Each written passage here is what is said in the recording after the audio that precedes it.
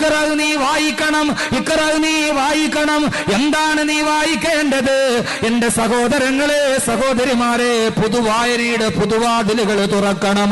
രാവിലെ മുതൽ വൈകുന്നേരം വരെ വായനയുടെ ആലസ്യത്തിന്റെ നടുവിലൂടെയുള്ള വായനയുടെ നടുവിൽ എന്തൊക്കെയാണ് വായിക്കേണ്ടതെന്നറിയാതെ ഇന്ന് വായനയാണ് ലോകത്തിന് ഏറ്റവും വലിയ അധപ്പതനത്തിന്റെ അധമഭാവ തലങ്ങളിലോട്ട് കൊണ്ടുപോകുന്നതെങ്കിൽ പഴയ കാലങ്ങളിൽ വീടിന്റെ മുറ്റത്തുള്ള കസേരയിൽ ചാരിയിരുന്ന് വായിക്കുന്ന അക്ഷരങ്ങൾ അച്ചടിച്ച പേപ്പറുകളാണ് നമ്മൾ വായിക്കുന്നതെങ്കിൽ ഇന്ന് ഈ ബുക്കുകൾ നമുക്ക് വായിക്കാൻ കഴിയുകയാണ്. സൈബർ ലോകത്തിന്റെ വിദൂരമായ സാധ്യതകൾ ലോകത്തിന്റെ മുമ്പിൽ വായനയുടെ തുറങ്ങൾ കൊടുക്കുകയാണ്. ഏതെങ്കിലും വെബ്സൈറ്റുകളിൽ പോയി ക്ലിക്ക് ചെയ്താൽ ലോകത്തിന്റെ അനേകായിരം ലൈബ്രറിയുടെ പുസ്തകങ്ങൾ തുറക്കപ്പെടുന്ന അത് സ്ത്രീലമാണോ അസ്ത്രീലമാണോ എന്ന് തിരിച്ചറിയാൻ കഴിയാത്ത എന്റെ പ്രിയപ്പെട്ട സഹോദരങ്ങളെ, സഹോദരിമാരെ, 7ാം ക്ലാസ്സിൽ പഠിക്കുന്ന തന്റെ പൊന്നുമോള് കിടന്നുറങ്ങുന്ന റൂമിന്റെ മറുഭാഗത്തിന്റെ ചുമരിന്റെ ഭാഗത്തിരുന്ന് എവിടേക്കാണ് ഇന്റർനെറ്റിന്റെ മൗസ് ക്ലിക്ക് ചെയ്യുന്നതെന്നറിയാതെ, ഏത് വായനയിലേക്കാണ് അവള് കടന്നു പോകുന്നതെന്നറിയാതെ, എന്താണ് അവള് വായിക്കുന്നതെന്നറിയാതെ മറുഭാഗത്ത് കിടന്നുറങ്ങുമ്പോ രക്ഷിതാക്കളെ, ജീവിതത്തിന്റെ തിരക്ക് പിടിച്ച വേഗതയുടെ നടുവിൽ അറിയേണ്ടതുണ്ട് നാം എന്താണ് നാം വായിക്കേണ്ടത്, നമ്മുടെ മക്കൾ എന്താണ് വായിക്കേണ്ടത്, നമ്മുടെ തലമുറ എന്ത് വായിച്ചിട്ടാണ് പഠിച്ചു വരേണ്ടത്. ഒരു വലിയ ചിന്തയിലോട്ട് കടന്നു പോകാത്തടത്തോളം കാലം ഇന്ന് ലോകം വായിക്കുന്നത് ശ്ലീലമാണോ അശ്ലീലമാണോ എന്ന് തിരിച്ചറിയേണ്ടതുണ്ട്. ആറ്റിങ്ങൽ നഗരത്തിലെ 7ാം ക്ലാസ്സിലെ കുട്ടികളുടെ ബാഗ് പരിശോധിക്കുമ്പോ അതിൽ നിന്ന് കിട്ടുന്നത് വായിക്കുന്ന കെമിസ്ട്രിയുടെ പുസ്തകമല്ല, ബയോളജിയുടെ പുസ്തകമല്ല, മാത്തമാറ്റിക്സിന്റെ സൂത്രവാക്യങ്ങളല്ല, 70ഓളം നീല പുസ്തകങ്ങളാണ് പിടിക്കപ്പെടുന്നത്.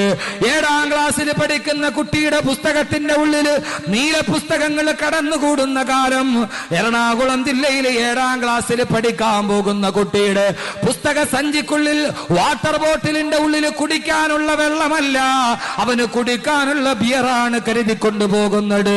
11ാമത്തെ വയസ്സിൽ മദ്യപിക്കാൻ തുടങ്ങുന്ന കേരളത്തിന്റെ കൗമാരത്തിന്റെ നടുവിൽ നിന്നുകൊണ്ട് ഞാൻ ചോദിക്കട്ടെ, ആർക്കാണ് പറയാൻ കഴിയുന്നത് നമ്മുടെ കുഞ്ഞുങ്ങൾ വായിക്കുന്നത് നല്ലതാണെന്ന്, അവർ വായിക്കുന്നത് ശ്ലീലമാണെന്ന്, അവർ വായിക്കുന്നത് ധർമ്മമാണെന്ന്, അവർ വായിക്കുന്നത് നന്മയാണെന്ന്? വായനയുടെ ലോകങ്ങൾ തുറന്നു കൊടുക്കുമ്പോ ഹാരി പോട്ടറിന്റെ സാങ്കല്പിക കഥകളല്ല, ജെ റൗളിങ്ങിന്റെ ലേഖനങ്ങളല്ല, അള്ളാഹുവിന്റെ ഖുർആൻ പറഞ്ഞു നിങ്ങൾ വായിക്കുന്നുവെങ്കിൽ ആ വായന എന്തായിരിക്കണമെന്നറിയുമോ? ഫഖ്റഊ മാ തയസ്സറ മിനൽ ഖുർആൻ.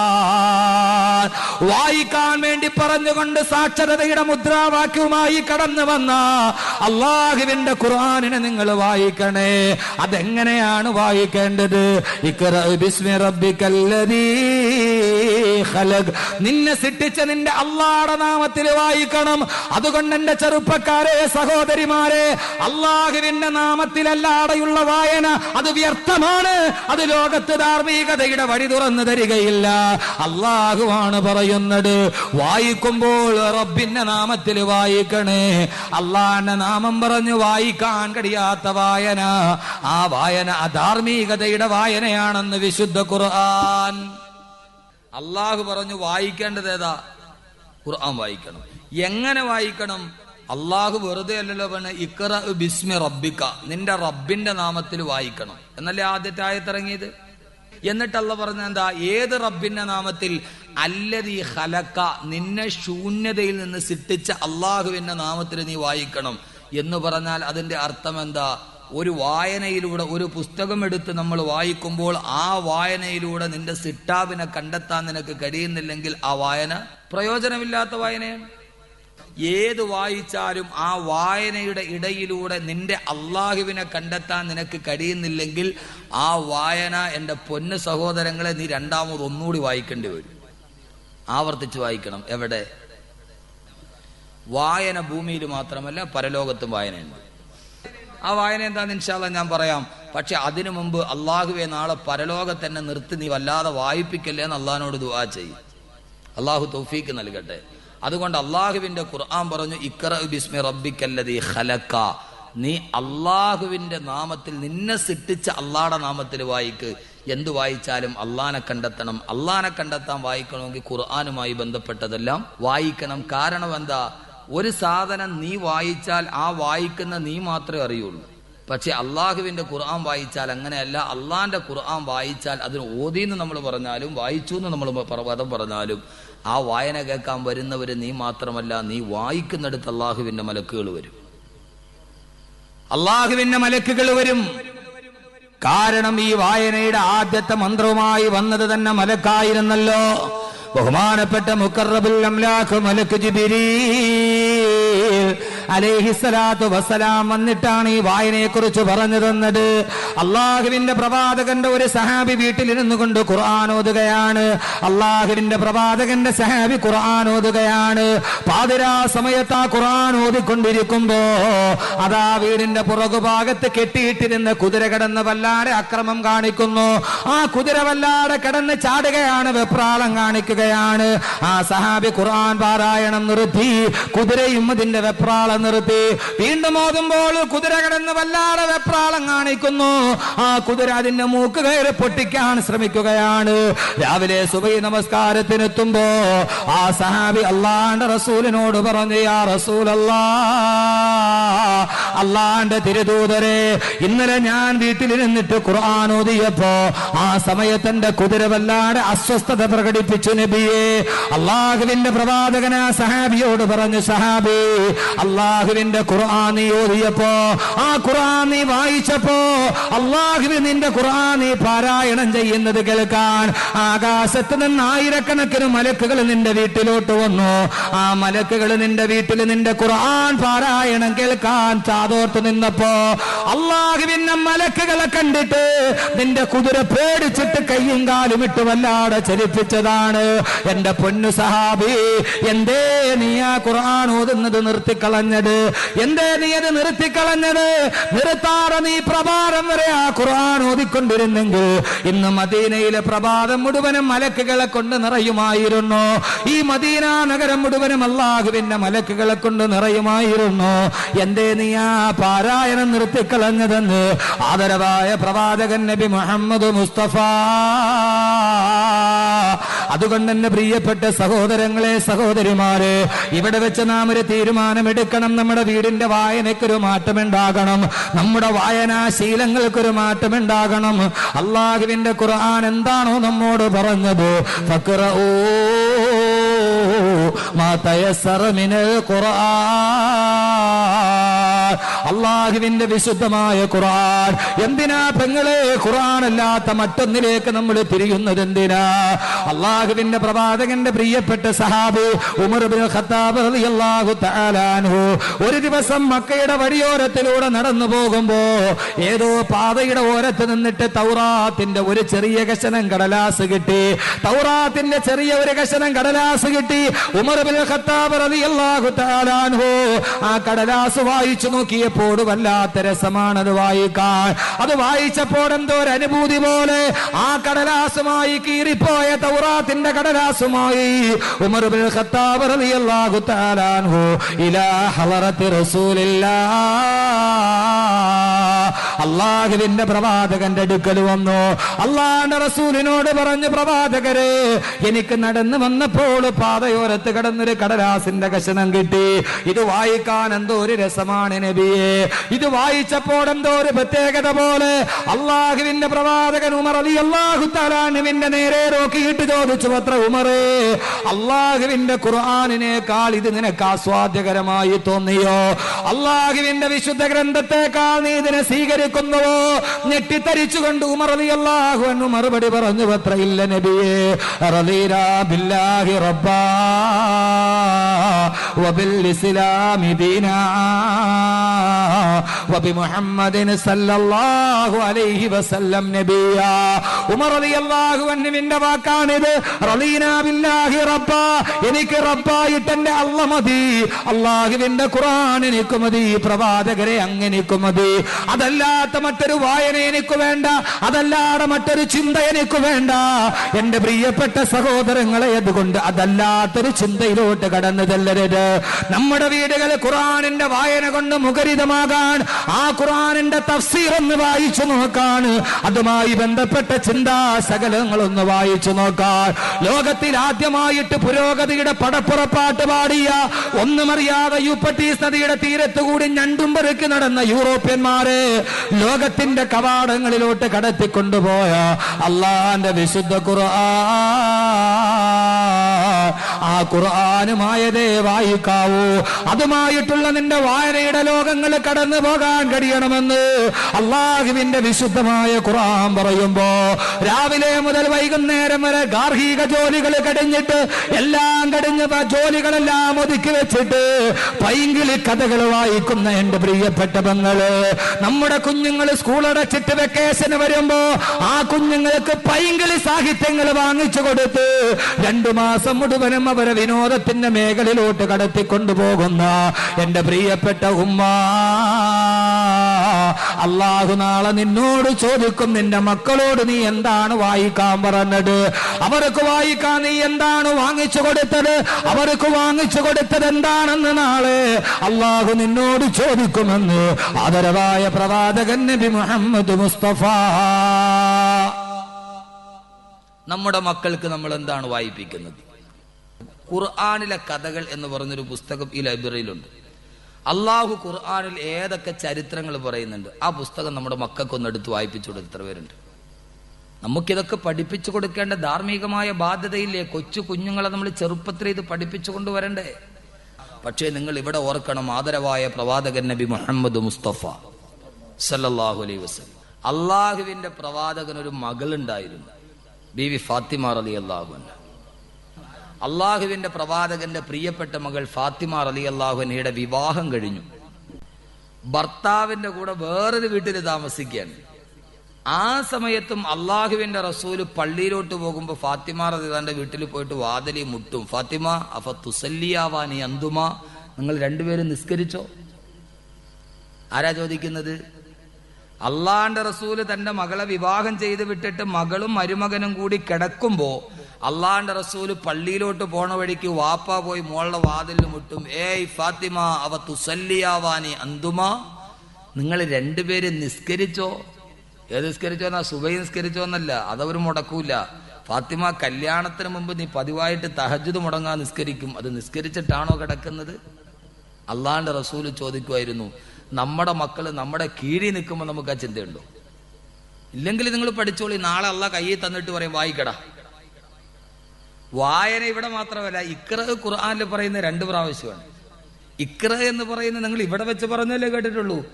ഇവിടെയും നിങ്ങൾ വായിക്കണം, പരലോകത്ത് നിങ്ങൾ വായിക്കണം. അള്ളാഹ് തരും, വായിക്കടാ വായിക്കടാ. ആ സമയത്ത് വായിക്കാൻ പറ്റുമോ?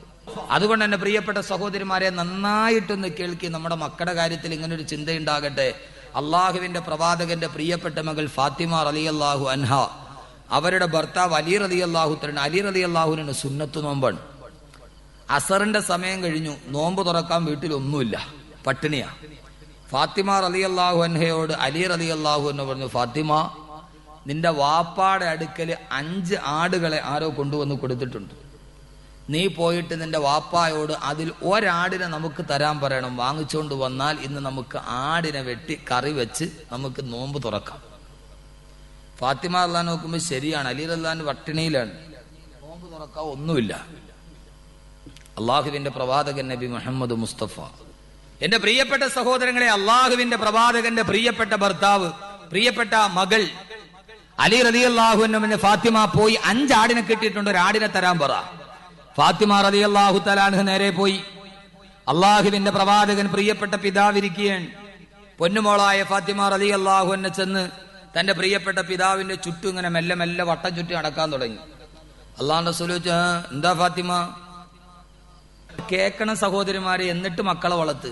അല്ലാതെ ഇങ്ങനെ നടത്തിയിട്ടൊന്നും വലിയ കാര്യമില്ല. കാരണം വളർത്തിയിട്ട് കെട്ടിച്ചു കൊണ്ടുപോയത് വല്ലവരും കെട്ടിച്ചുകൊണ്ടു. കണ്ണുനീരണിഞ്ഞു പോയ മാതാപിതാക്കൾ 10-16 വർഷം വരെ പെമ്മക്കളെ നോക്കി നോക്കി വളർത്തി 16 വർഷമാകുമ്പോൾ അവരെ കൈപിടിച്ചു കൊടുക്കാൻ ഭാഗ്യം കിട്ടാത്ത മാതാപിതാക്കൾ. ഒളിച്ചോട്ടങ്ങൾ സുസാധ്യമാവുന്നു. എവിടെ നിന്ന് ഇവർക്ക് ഇത് പഠിക്കപ്പെട്ടു? ചിന്തിക്കേണ്ടതുണ്ട്. പെൺമക്കളെ കുറിച്ച് വളരെയേറെ ചിന്തിക്കേണ്ടതുണ്ട്, ആൺകുട്ടികളെ കുറിച്ച്. അതുകൊണ്ട് ഞാൻ പറയുന്നത്, ഇതുപോലെയുള്ള സംരംഭങ്ങൾ ഒരു മഹലിൽ അത്യാവശ്യമാണ്. നമ്മുടെ തലമുറകൾ അങ്ങനെ തന്നെ വളരേണ്ടതുണ്ട്. പള്ളി ഇമാമിയങ്ങളുടെയും മഹല്ല് ഭാരവാഹികളുടെയും സത്വരമായ ശ്രദ്ധ അതിലേക്ക് പതിയേണ്ടതുണ്ട്. അള്ളാഹു തൗഫീക്ക് നൽകുമാറാകട്ടെ. അള്ളാഹു തൗഫീക്ക് നൽകുമാറാകട്ടെ. എൻ്റെ പ്രിയപ്പെട്ട സഹോദരങ്ങളെ, ഫാത്തിമ റളിയല്ലാഹു അൻഹ പ്രവാചകന്റെ ചുറ്റും ഇങ്ങനെ നടന്നു. അള്ളാഹു റസൂൽ വെച്ച്, ഫാത്തിമ എന്താണ് മോളെ? ആ സമയത്ത് ഫാത്തിമ റളിയല്ലാഹു അൻഹ പറഞ്ഞു, യാ റസൂലല്ലാഹ്, ഫാത്തിമയുടെ ഭാഗ്യം വല്ലാത്ത ഭാഗ്യമാണ്. ഒരേ സമയത്ത് ഒരാളെ തന്നെ പ്രിയപ്പെട്ട ഉപ്പാന്ന് വിളിക്കാനും യാ റസൂലല്ലാഹ് എന്ന് വിളിക്കാനും ഭാഗ്യം ലഭിച്ച ഏറ്റവും നല്ല മോൾ ഫാത്തിമ റളിയല്ലാഹു അൻഹ. ആ ഫാത്തിമ റളിയല്ലാഹു അൻഹ ഉപ്പായോട് പറഞ്ഞു, ഉപ്പാ, ഈ മലക്കുകൾക്ക് വിശപ്പ് വന്നാൽ ദിക്റ് ചൊല്ലിയാൽ അത് മാറൂന്നും കേട്ടിട്ടുണ്ട്. പക്ഷെ മനുഷ്യർക്ക് വിശപ്പ് വന്നാൽ ദിക്റ് ചൊല്ലിയാൽ മാറൂല വാപ്പ. ഒന്ന് ചിന്തിച്ചു നോക്കിയാൽ അള്ളാന്റെ റസൂലിന്റെ കൊച്ചു കൂര, ആ വീട്ടിലൊരു പിതാവും മകളും, എത്ര സ്നേഹം, എത്ര സ്നേഹം. അള്ളാഹുവിന്റെ പ്രവാചകൻ സല്ലല്ലാഹു അലൈഹി വസല്ലമ, അതൊരു യഥാർത്ഥ ജീവിതമാണ്. ഫാത്തിമ റളിയല്ലാഹു തആല അൻഹയെ കല്യാണം കഴിച്ചു വിടുമ്പോൾ ഫാത്തിമ അങ്ങ് അകലെ പോയി കല്യാണം കഴിഞ്ഞിട്ട് താമസിക്കണം റസൂലുള്ളാഹിക്ക് ഇഷ്ടമല്ല. കാരണം മോളെ എപ്പോഴും കണ്ടുകൊണ്ടിരിക്കണം. രാവിലെ വാപ്പ എഴുന്നേറ്റ ഉടനെ ജനൽ തുറക്കും, അതേ സമയത്ത് മോളപ്പുറത്തുനിന്ന് ജനൽ തുറക്കും. രണ്ടുപേരും ജനലിൽ കൂടെ പരസ്പരം ഇങ്ങനെ നോക്കിക്കൊണ്ടിരിക്കും.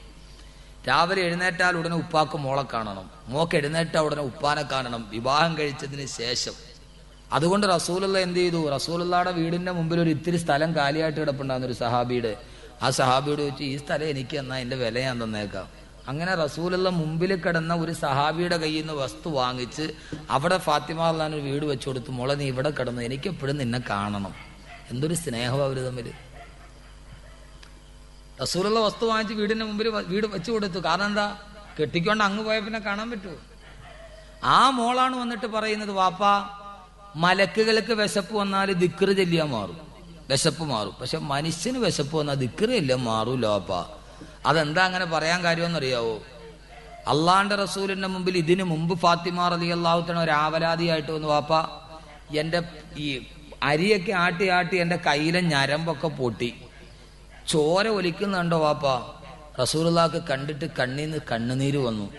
റസൂലുള്ള പറഞ്ഞു, ഫാത്തിമ, നിന്റെ ഈ ദുനിയാവിലെ ബുദ്ധിമുട്ടും മാറും, ആഖിറത്തിലെ ബുദ്ധിമുട്ടും മാറും. ഞാൻ നിനക്കൊരു ദിക്റ് പഠിപ്പിച്ചു തരാം. ഉറങ്ങാൻ നേരം 33 പ്രാവശ്യം സുബ്ഹാനല്ലാഹ് പറഞ്ഞു, 33 പ്രാവശ്യം അൽഹംദുലില്ലാ പറഞ്ഞു, 34 പ്രാവശ്യം അല്ലാഹു അക്ബർ പറഞ്ഞു. നിന്റെ എല്ലാ ബുദ്ധിമുട്ടും മാറും ഫാത്തിമ. ഫാത്തിമ ഈ ദിക്റും പഠിപ്പിച്ചുകൊണ്ട് പോയി.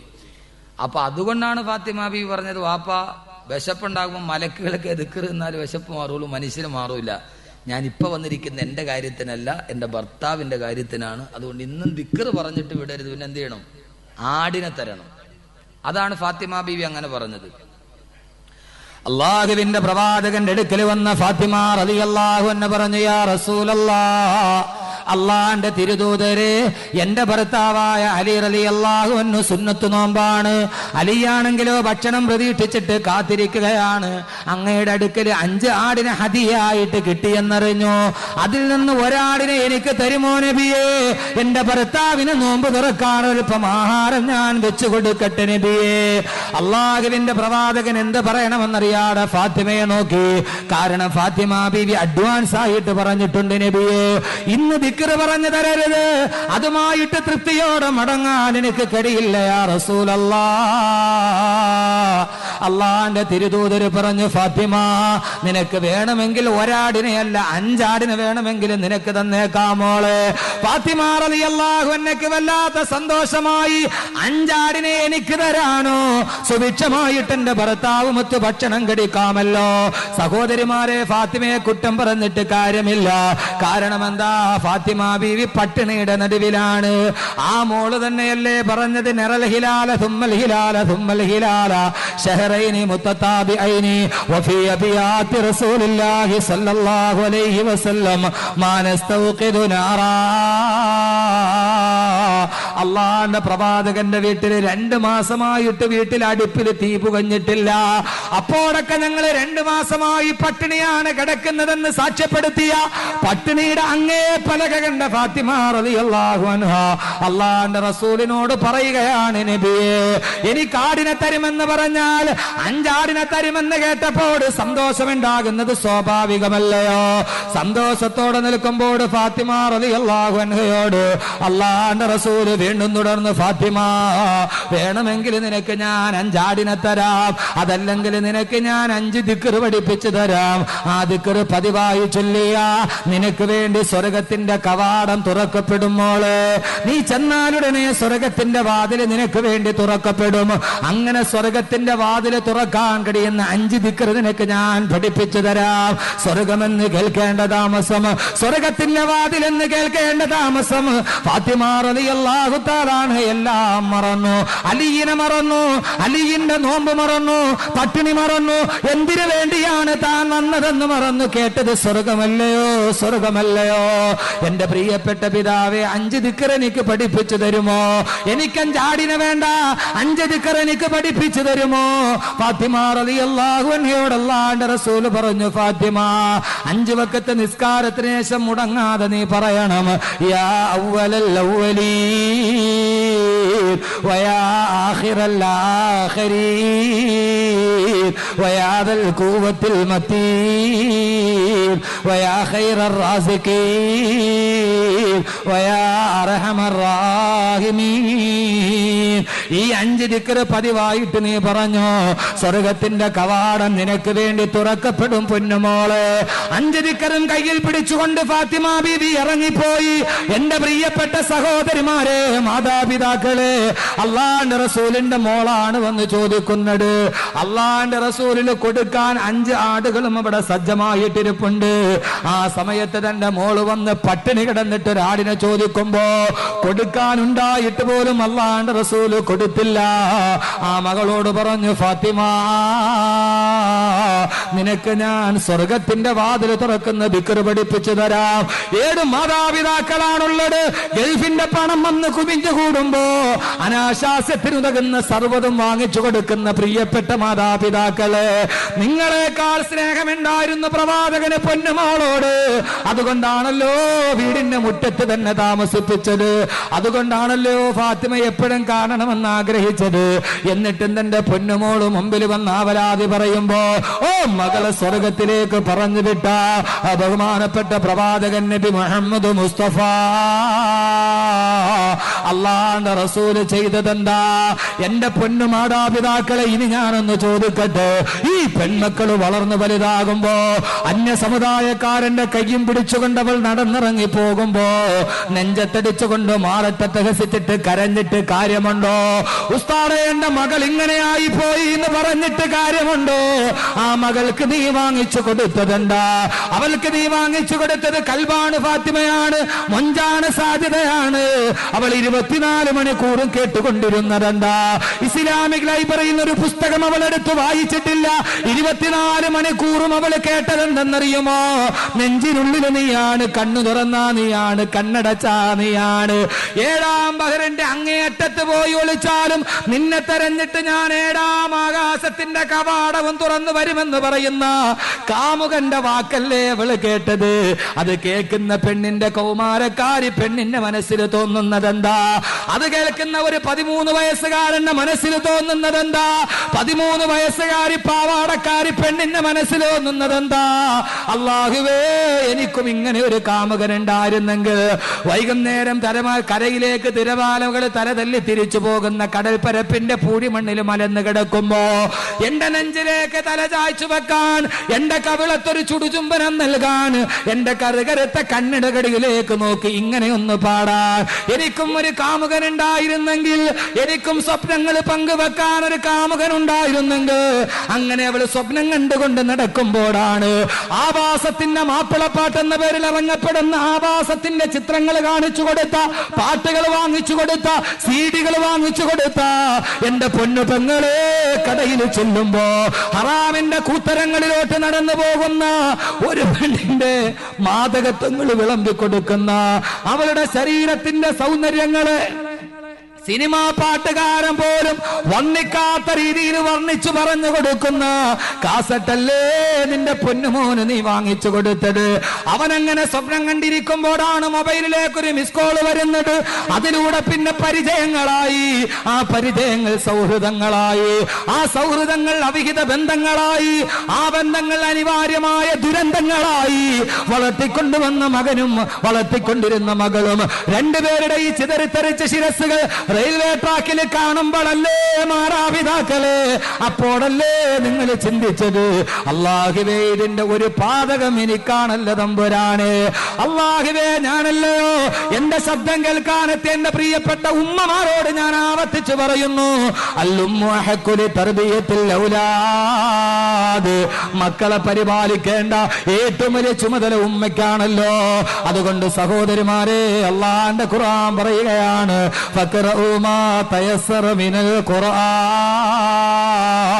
അള്ളാന്റെ ഖുർആന്റെ കഥകൾ പഠിപ്പിച്ചു കൊടുക്കാത്തതെന്താ? അള്ളാന്റെ ഖുർആന്റെ സന്ദേശങ്ങൾ പഠിപ്പിച്ചു കൊടുക്കാത്തതെന്താ? ഓ ഖുർആനുമായി ബന്ധപ്പെട്ടത് പഠിപ്പിച്ചു കൊടുക്കാത്തതെന്താ? രാവിലെ 9 മണിക്ക് സ്കൂൾ കുട്ടികൾ തിങ്ങി നിറഞ്ഞു പോകുന്ന പ്രൈവറ്റ് ബസ്സിലിട്ടിരിക്കുന്ന പാട്ടേതാ? ഇന്ന് ക്ലാസ് കട്ട് ചെയ്ത് പോരുമോ നീ എന്റെ കൂടെ സാബിറേ, എന്റെ പൊന്നു സാബിറേ, ഉച്ചയൂണ് വാങ്ങിത്തരാം, ഉച്ചപ്പടം കാട്ടിത്തരാം. 9ാം ക്ലാസ്സിൽ പഠിക്കുന്ന കുട്ടികൾ 9:30 പ്രൈവറ്റ് ബസ്സിൽ കുത്തിത്തറച്ചു പോകുമ്പോ ഇട്ടുകൊടുക്കുന്ന പാട്ടേടാ? ഉച്ചപ്പടം കാണിച്ചു കൊടുത്ത്, ഉച്ചയ്ക്ക് ചോറും വാങ്ങിച്ചു കൊടുത്ത് കടൽക്കരയിൽ കൊണ്ടുപോകുന്ന കാമുകന്റെ സ്വപ്ന ദൗർബല്യങ്ങൾ പറഞ്ഞു കൊടുക്കുന്ന, ലോകത്തിന്റെ ആഭാസങ്ങൾ വാങ്ങിച്ചു കൊടുക്കുന്ന എന്റെ പ്രിയപ്പെട്ട മാതാപിതാക്കളെ, അള്ളാന്റെ ഖുർആൻ വ്യക്തമായിട്ട് പറഞ്ഞിട്ടുണ്ട്, അള്ളാഹുവിനെ കുറിച്ച് അറിയാൻ കഴിയുന്ന, അള്ളാഹുവിന്റെ തൗഹീദിനെ കുറിച്ച് അറിയാൻ കഴിയുന്ന, അവന്റെ പ്രവാചകനെ അറിയാൻ കഴിയുന്ന വായനേ നിന്റെ ജീവിതത്തിൽ ഉപയോഗപ്പെടുമെന്ന് അള്ളാന്റെ വിശുദ്ധ ഖുർആൻ. നമ്മൾ വാങ്ങിച്ചു കൊടുക്കണതോ, നമ്മൾ എന്താ വായിക്കാൻ കൊടുക്കണത്, കേൾക്കാൻ കൊടുക്കണത്? ഖുർആന്റെ ഒരു CD, ഷെയ്ഖ് സുദൈസിന്റെ CD ഉണ്ട്, ഷെയ്ഖ് ഷുറൈമിന്റെ CD ഉണ്ട്, ഷെയ്ഖ് മാഹിറിന്റെ CD ഉണ്ട്. ഖുർആൻ പാരായണം ചെയ്ത് എത്ര മക്കൾക്ക് വാങ്ങിച്ചു കൊടുത്തിട്ടുണ്ട് മാതാപിതാക്കൾ? ഒന്ന് നെഞ്ചത്ത് കൈവച്ച് ചിന്തിക്കും, മക്കളെ ഇത് ഖുർആൻ ഓതുന്ന നീ ഒന്ന് കേട്ടിരിക്കി. വാങ്ങിച്ചു കൊടുക്കാറുണ്ടാ? വാങ്ങിച്ചു കൊടുക്കാറുണ്ട്?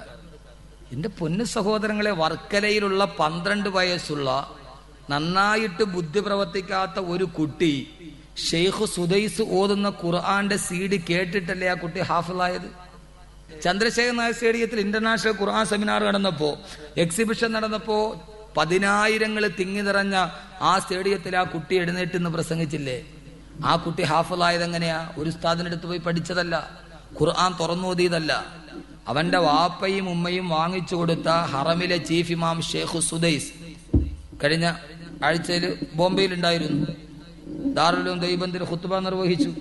ആ ഷെയ്ഖ് സുദൈസ് മഹാനവറുകൾ ഓതുന്ന ഖുർആന്റെ CD 12 വയസ്സുള്ള ബുദ്ധി മാന്യമുള്ള കുട്ടി, യഥാർത്ഥ ബുദ്ധിയുമില്ല, ആ കുട്ടി കേട്ടിരുന്ന് ആ 30 ജുസും കാണാതെ പഠിച്ചു. ആ മാതാപിതാക്കൾക്ക് അള്ളാഹു പരലോകത്ത് കൊടുക്കുന്നത് തലയിൽ വെക്കുന്ന കിരീടവാ. നമ്മുടെ മക്കൾക്ക് നമ്മൾ വാങ്ങിച്ചു കൊടുത്തിട്ടുണ്ടോ? എങ്ങാനും കേട്ടവ നന്നായി പോയാലോ? ഒരു 10-30 വർഷം മുമ്പുള്ള മാപ്പിളപ്പാട്ടുണ്ട്. ആ മാപ്പിളപ്പാട്ട് നിങ്ങൾ പഠിപ്പിച്ചു കൊടുക്കും. പക്ഷെ അതറിയാവുന്നവരാരുമില്ല. ഒരു 30 വർഷം മുമ്പുള്ള മാപ്പിളപ്പാട്ടുണ്ട്, അത് നിങ്ങൾ പഠിപ്പിച്ചു കൊടുക്കീൻ.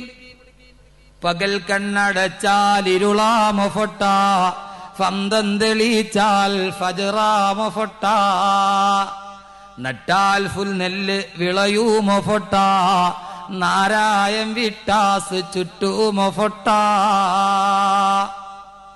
ഫൊട്ട നീ മുൻതുള്ളി ഫിഞ്ചോരക്കട്ട, പിന്നീന്ന് കാഷ്ടം ചുമന്നോരു കൊട്ട, റൂഹൊന്നു വിട്ടാൽ ചത്ത ചകമല്ലേ ഫൊട്ട, ഫറ നിന്റുടൽക്കെന്ത് ബഹുമാനം ഫൊട്ട,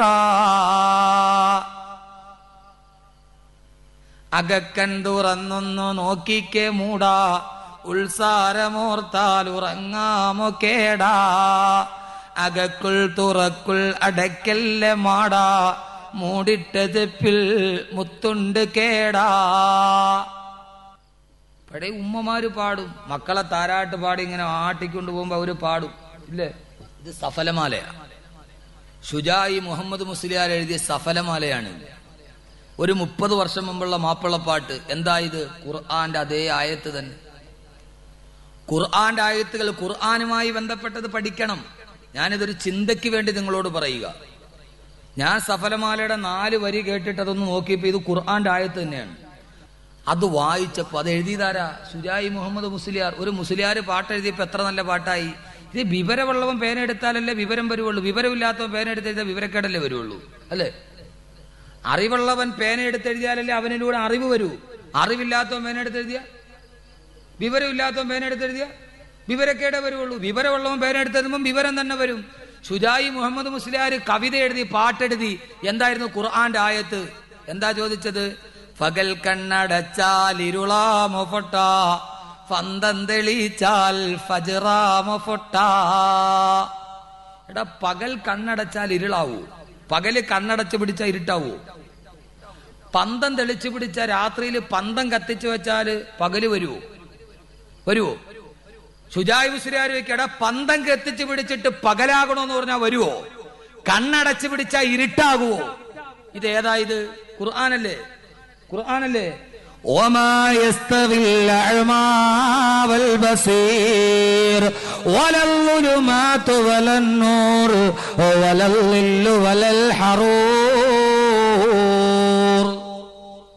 ഇരുട്ടും രാത്രിയും ഇരുട്ടും പകലും സമമാവുകയില്ല. ഖുർആൻ. എന്നിട്ട് ഷുജായി മുസ്ലിയാർ നട്ടാൽ ഫുൽ നെല്ല് വിളയുമോ ഫൊട്ട. ഇവിടെ വയലിൽ കൊണ്ടുപോയി കുറെ പുല്ല് വിതറി 1 വർഷം കഴിഞ്ഞിട്ട് നെല്ല് വരട്ടെ എന്ന് പറഞ്ഞാൽ വരുവോ? വരുവോ? ഇവിടെ കള്ളു കുടിച്ചിട്ട് സ്വർഗം കിട്ടട്ടെ എന്ന് പറഞ്ഞാൽ കിട്ടുവോ? ഷുജായി മുസ്ലിയാർ ചോദിക്കുക, മോനെ നീ നെല്ല് കുറെ പുല്ല് കൊണ്ട് നട്ടിട്ട് നെല്ല് വരട്ടെ എന്ന് പറഞ്ഞാൽ നടക്കുവോ? ഖുർആന്റെ ഒരൊറ്റ ആയത്തിന്റെ അർത്ഥമാണിത്. والبلد الطيب يخرج نباته بإذن ربه والذي خبث لا يخرج إلا نكدا. നല്ല കൃഷിഭൂമിയിലെ നല്ല സസ്യം മുളച്ചു വരൂ എന്ന് അള്ളാഹുവിന്റെ വിശുദ്ധ ഖുർആൻ. നല്ല കൃഷിഭൂമിയിലെ നല്ല സസ്യം ഉണ്ടാകൂ. ഇത് ഷുജായി മുസ്ലിയാർ പാട്ടിന്റെ രൂപത്തിൽ എഴുതി തന്നു. അള്ളാഹു മനസ്സിലാക്കാൻ തൗഫീക്ക് നൽകട്ടെ. എന്നിട്ട് അദ്ദേഹം ചോദിക്കുക, എന്റെ പൊന്നുമോനെ നീ എന്തിനാ വലിയ അഹങ്കരിക്കുന്ന? നീ ആരാ? ഇത്ര വലിയ നെഞ്ചും പിരിച്ചിട്ട് അഹങ്കരിക്കാൻ നീ ആരാ? നിനക്ക് അഹങ്കരിക്കാൻ ഒന്നുമില്ല. കാരണം എന്താ? ഫൊട്ടാ നീ മുൻതുള്ളി ഫിഞ്ചോരക്കെട്ട, ഫിന്നീന്ന് കാഷ്ടം ചുമന്നോരു കൊട്ട, റൂഹൊന്നു വിട്ടാൽ ചത്ത ചകമല്ലേ ഫൊട്ട, ഫറ നിന്റുടൽക്കെന്ത് ബഹുമാനം ഫൊട്ട. നീ എന്ത് കണ്ടിട്ടാണ് ഇങ്ങനെ അഹങ്കരിക്കുന്നത്? നീ ജീവിതം തുടങ്ങുമ്പോൾ നീ ആരാ? എവിടെ നിന്നാ നിന്നെ സൃഷ്ടിച്ചത്? ആര് കണ്ടാലും തൊടാനറയ്ക്കുന്ന 2 ഇന്ദ്രിയ തുള്ളിയിൽ നിന്നല്ലേ നിന്നെ സൃഷ്ടിച്ചത്? നീ ജീവിതം തുടങ്ങിയത് എവിടെന്നാ? ആര് കണ്ടാലും തൊടാനറയ്ക്കണ 2 തുള്ളിയിൽ നിന്ന്. അതിൽ നിന്ന് നീ ജീവിതം തുടങ്ങി. ഇപ്പൊ വലിയ ഷർട്ടും മുണ്ടുമൊക്കെ ഇട്ടിട്ട് നീ ഇങ്ങനെ നെഞ്ചും വിരിച്ച് നടക്കുന്നുണ്ടല്ലോ. നീ ആരാ? ഫിന്നീന്ന് കാഷ്ടം ചുമന്നോരു കൊട്ട. ഇതൊന്ന് പഠിക്കുക നിങ്ങൾ. എന്റെ ചെറുപ്പക്കാരോടും കൂടെ പറയണം, ഇങ്ങനെയൊക്കെ ഒന്ന് പഠിക്കണ്ടേ? ചുമ്മാ വാത് പറഞ്ഞിട്ട് കാര്യമുണ്ടോ? ഇതൊക്കെ നിങ്ങളൊരു ഗവേഷണത്തിന് വിധേയമാക്കണം. ഇപ്പൊ നീ ആരാ? ഇപ്പൊ വലിയ നെഞ്ചും പിരിച്ചിട്ട് നീ അടങ്ങാണ്ടല്ലോ. ഞാൻ പള്ളിയിലും കയറത്തില്ല, ഇനി എന്ത് നടന്നാലും ഞാൻ സമ്മതിക്കത്തുമില്ല എന്നും പറഞ്ഞ് ഇങ്ങനെ നെഞ്ചും പിരിച്ച് അടക്കണ്ടല്ലോ. നീ ആരാ? ഫിന്നീന്ന് കാഷ്ടം ചുമന്നൊരു കൊട്ട. കുറെ കാഷ്ടവും ചുമന്നുകൊണ്ട് കിടക്കണ ഒരുമാതിരി മൊബൈൽ കക്കൂസല്ലേ നീ. കുറച്ചും അകത്തോട്ടിടും വെളിയിലോട്ട് പോകും, അകത്തോട്ടിടും വെളിയിലോട്ട് പോകും. സ്ഥിരമായി ഈ പ്രക്രിയയും പ്രതിപ്രക്രിയയും നടക്കുന്ന ഒരു സാധാരണ ഒരു മൊബൈൽ ടോയ്ലറ്റ് അല്ലേ നീ ഇപ്പൊ നടക്കുമ്പോ. എന്നിട്ട് നീ നെഞ്ചും വിരിച്ച് നടക്കുക. നീ എത്ര നെഞ്ചും വിരിച്ച് കാലും പൊക്കി നടന്നാലും പൊന്നുമോനെ, ഇനി നീ ആരാ? ഇനി നീ ആരാ? നീ പോകേണ്ടവൻ, നീ മരിക്കേണ്ടവൻ. മരിച്ചു കഴിഞ്ഞാ നീ ആരാ? മരിച്ചു കഴിഞ്ഞാ പിന്നെ നീ റൂഹൊന്നു വിട്ടാൽ ചത്ത ചകമല്ലേ ഫൊട്ട, ഫറ നിന്റുടൽക്കെന്ത് ബഹുമാനം ഫൊട്ട. ഈ ശരീരത്തിലെ കിടക്കുന്ന റൂഹങ്ങ് വിട പറഞ്ഞു കഴിഞ്ഞാൽ, മോനെ നിന്റെ ആത്മാവ് വിട പറഞ്ഞു പോയാൽ പിന്നെ നീ ആരാണ്? വെറും വെള്ളത്തുണിയിൽ പൊതിഞ്ഞു കിടക്കുന്ന വെറും ഒരു ശവമല്ല നീ. റൂഹൊന്നു വിട്ടാൽ ചത്ത ചകമല്ലേ ഫൊട്ട, ഫറ നിന്റുടൽക്കെന്ത് ബഹുമാനം ഫൊട്ട. മോനെ പിന്നെ നിന്നെ ആരാ ബഹുമാനിക്കുന്നത്? റൂഹ് വിട്ടുപോയിട്ട് 3 വെള്ളത്തുണിയിൽ പൊതിഞ്ഞ് വലിഞ്ഞ് വീടിന്റെ ഉമ്മറപ്പടിയിൽ മലത്തിക്കടത്തി. ആ മലത്തിക്കടത്തിയ കട്ടിലിന്റെ താഴ്ഭാഗത്ത് വെള്ളം നിറച്ച ചിരട്ടയും വെച്ചാ പിന്നെ ആരാ നിന്നെ ബഹുമാനിക്കുന്നതാരാ? ഈ ഭൂമിയിൽ നീ എത്ര ബഹുമതിയുള്ളവനായിട്ട് കാര്യമെന്താ? ആരൊക്കെ നിന്നെ കണ്ടാൽ എഴുന്നേറ്റ് നിന്നാക്കുന്നവനായാലെന്താ? ശുജായി മുസ്ലിയാര് 2 വരിയിലൂടെ ചോദിക്കുകയാണ്. ഖുർആന്റെ വരി കടമെടുത്ത അദ്ദേഹം ചോദിക്കുന്നു, മോനെ നീ ആരാ? പിന്നെ നിന്നെ ബഹുമാനിക്കാൻ ആരുമില്ല.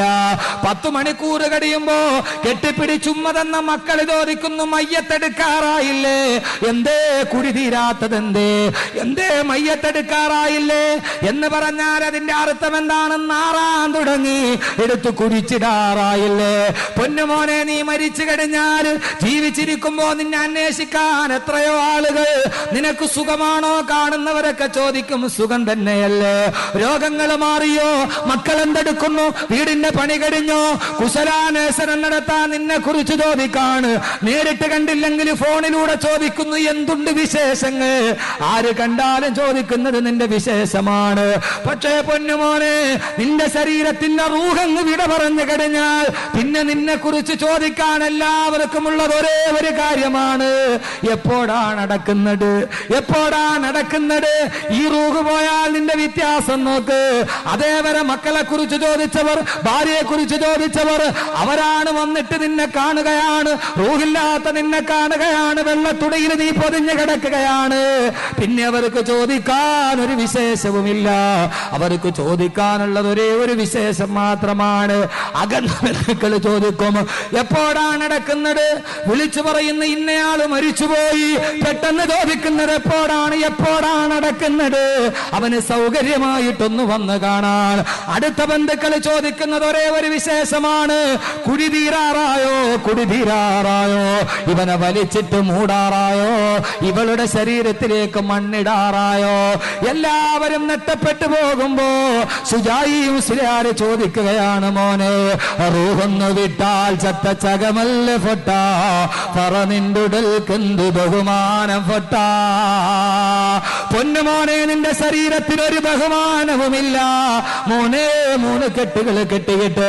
അതുകൊണ്ട് ഞാൻ ഓർമ്മിപ്പിച്ചു പറയുന്നു, അശ്ലീലതകളിലോട്ട് നടത്തിക്കൊണ്ടുപോകുന്ന ഈ വായനയുടെ സംസ്കാരം നമുക്ക് വേണ്ട. നന്മയുടെ കവാടത്തിലോട്ട് കടത്തിക്കൊണ്ടുപോകുന്ന വായന, നമ്മുടെ ഹൃദയത്തെ ചിന്തിപ്പിക്കുന്ന വായന. ഈ അശ്ലീലതകളെ കുറിച്ച് പേടിപ്പിക്കുന്ന മാപ്പിളപ്പാട്ട് നമുക്കെന്തിന്?